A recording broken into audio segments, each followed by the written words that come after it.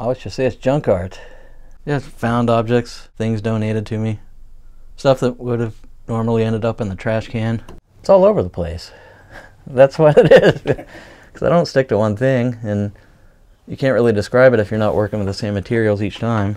Yeah. So it's always evolving. Okay. When I start on them, I don't know what they're going to be to begin with, so just a random explosion of creativity, I guess. Great. So when the average person sees junk or trash, what do you see? Possibilities.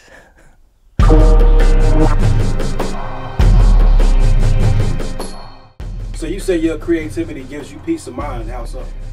Daily stress gets to you. And then if you don't work on artwork, it just keeps building up, and you get grumpy. And so I have to. I have to.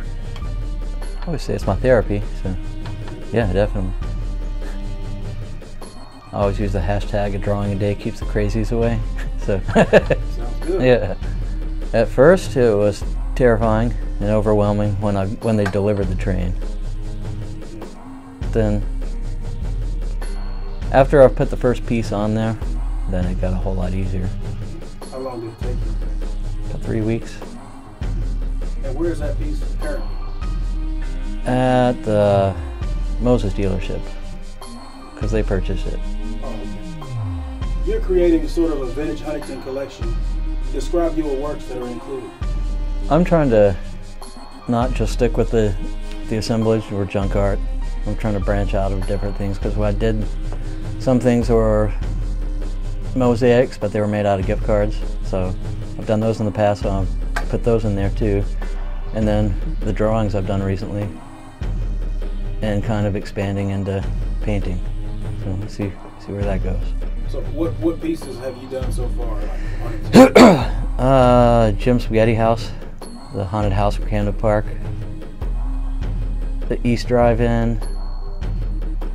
What else have I done? Oh, the Marshall Fountain. Oh, okay. Oh, Mr. Cartoon. Mr. Cartoon. Can't forget that. How long have you lived in Huntington? 15 years. Where are you from originally? From Ashland. How much time each day do you dedicate to your craft? Lately it's been about 3 hours. 3 hours? Before it used to be 45 minutes a piece. Because if you listen to Pink Floyd Wish You Were Here all the way through, that album, it's 45 minutes. So, yeah. Oh, really? I worked on that for 14 Wish You Were Here, so you can add it up to see that. I was actually going to ask you if you listen to any type of music when you're creating. Most, yeah, it's Pink Floyd. Majority of it. Pink Floyd is your favorite artist? No, my favorite artist is Duran Duran. Duran Duran? Yeah. Pink Floyd's better artwork music. And the King Buzzo CD behind you. I listen to that a lot. That album called This Machine Kills Artists. Did you go to art school or anything? No. Self-taught? High school art. And my art teacher. Thing I always remember. I bet your parents did a lot of drugs before you were born. That's what he told me. Your art teacher? Yes, yeah, he told me that. Then my first show, I sent him an invitation to come to it, but he didn't show up.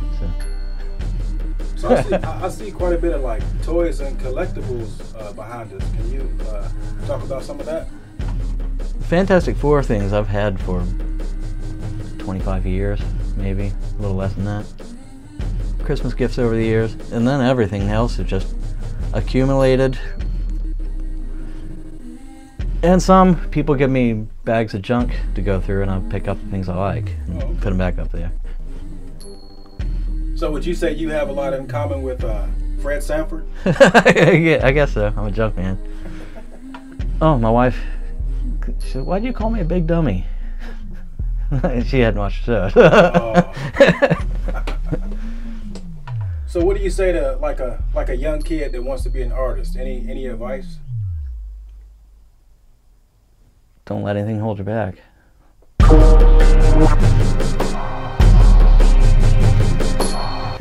It's not Huntington, though. First thing popped in my head was hillbilly hot dogs. I'm sure they'd like that. Lesage. I don't go to bars or anything, so can't say the food. Because if we do go out anywhere, we're going to go find some place to eat. So I've met a lot of nice people while living in Huntington. Actually, the majority of the people that are around me now, I've met, you know, because it's still in my life, are the ones that I've met since being here. My first solo show I had at the Renaissance Gallery.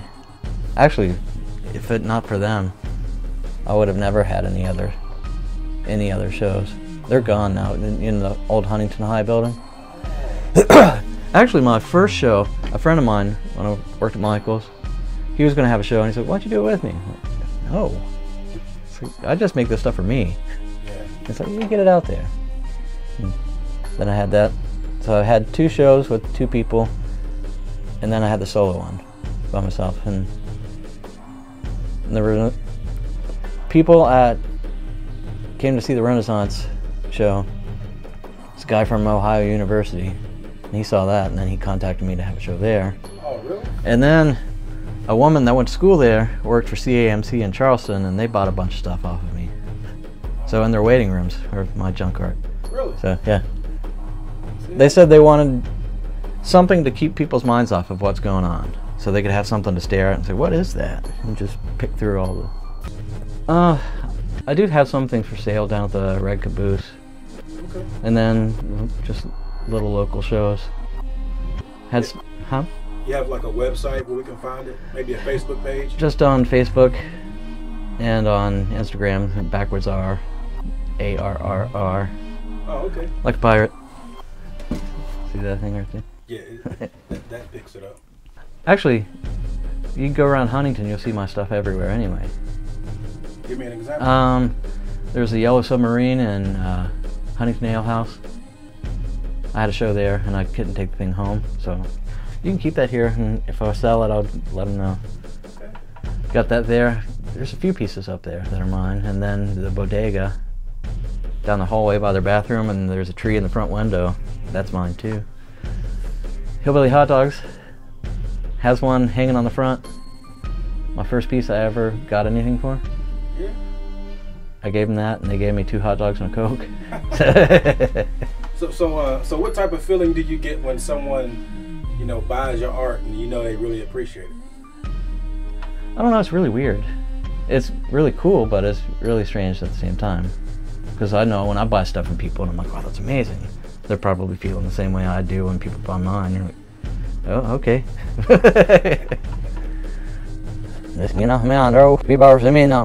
right. My name is Robbie Poore, and I am Huntington.